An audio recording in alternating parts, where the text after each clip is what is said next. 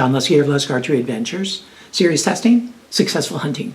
Today I'm going to be testing a mechanical head that's an over-the-top deploy mechanical, the B3 Exoskeleton. Okay, I tested a similar model of these a while back, but today I'm going to be testing it using my 2023 process. And thanks to a buddy of mine, Craig Harvey. Craig, thank you, man. He's been donating several packs of heads. I'm able to put these to the test today. And you can watch the video called 2023 Broadhead Test Process that I put out earlier this year just to understand all the different tests I do and why I do them, what's the reasoning behind them, and so forth. You get a little bit more out of these tests if you understand that, or you can read about them in the description right below this video and see how each head performs in each of those tests. And so I'm going to be using my Bowtech CP28, set at 72 pounds. I'm using Bishop FOC King arrows for most of the shooting, but then I'm using the Bishop Fat Eliminators for the really hard impact shots, okay? Let's zoom on in here, go through some of the design features and specifications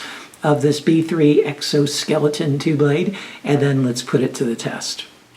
Here's a good look at this head, and man, there's all kinds of good stuff going on here. So let me break it down. First with the materials, it's all 400 series stainless steel, the ferrule and the blades as well. The blades are 0.032 inches thick, and when fully open have a cutting diameter of 2 inches. As you can see, it's a front deploying broadhead, meaning that it impacts with the blades in the closed position, and they open up from the front to the back, or an over-the-top deploying broadhead, some people call it. And so the neat thing about these is there's no O-ring, there's no retention clip. The blades are held quite securely with like this dimple mechanism there. So it's really just friction that forces them into position there. And I understand they're rated even for crossbows, so they hold together well in flight. And here it is in its full open position with that cutting diameter of a full 2 inches. And they use these curved blades because they believe they aid in penetration. And from my testing with curved blades, they really do. Okay, they aid in penetration like that. And you'll also notice, it's kind of hard to make it out here, but the blades are offset, meaning they're not in the same plane. This one, this top one, as you can see, is on this side of the ferrule. The bottom one is on the other side of the ferrule. So that gap there is going to create a really wicked wound channel and also cause some rotation, which will make an even more wicked wound channel.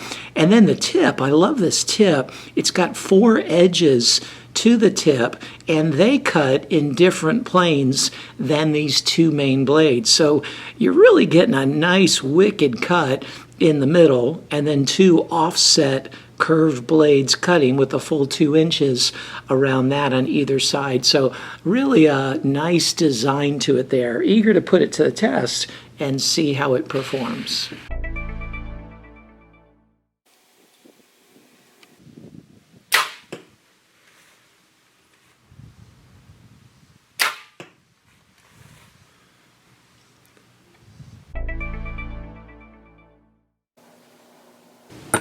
It took 225 grams of force to cut through the wire, which is a 9.75 on a 10-point scale.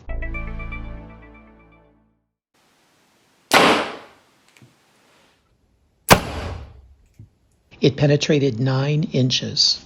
I also want to point out the rotation. It's hard to kind of see in this picture, but it rotated 40 degrees at just 7.5 inches of the gel, not counting the penetration through the MDF and the rubber foam mat. That's pretty impressive, especially for a mechanical. And then here's the opening hole, which is just the head in the closed position, and that's typical for over-the-top deploying broadheads like that. But it's something to be considered. You're just going to get a pretty small entrance hole. It took an additional 50 grams of force to cut through the wire, which is a 9 on a 10-point scale. It penetrated through 49 layers, and it is noteworthy that the last inch of that is a pretty small, narrow cut. It's just that tip, but it still penetrated through 49 layers.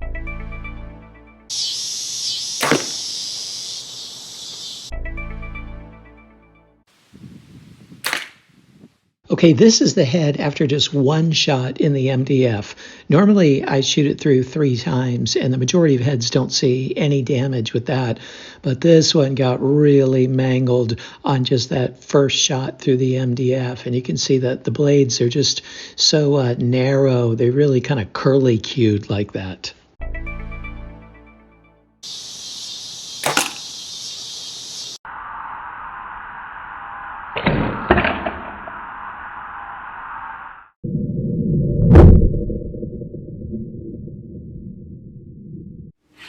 So here it is after the durability testing. It didn't make it out of the MDF round because the blades just got so mangled there. So it didn't go into the sheet metal. I didn't shoot it into that. But I did go ahead and I wanted to test the ferrule strength by shooting it into the cinder block. And it penetrated really well into the cinder block, okay?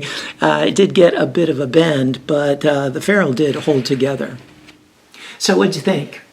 You know, there's some really cool strengths about this head. I love the curved blades. The penetration was really good, and I like the wicked wound channel that it creates. So I have no doubt it could be really lethal. It definitely is wanting in the durability department, okay? Wouldn't be up to my standards in terms of durability. But again, I think in most hunting situations, it would probably do a good job. But you check out the score sheet and see how it performed in the areas that matter to you the most. See if it might be a good fit for you. And stay tuned for the total cumulative score as well as the corresponding lust grade.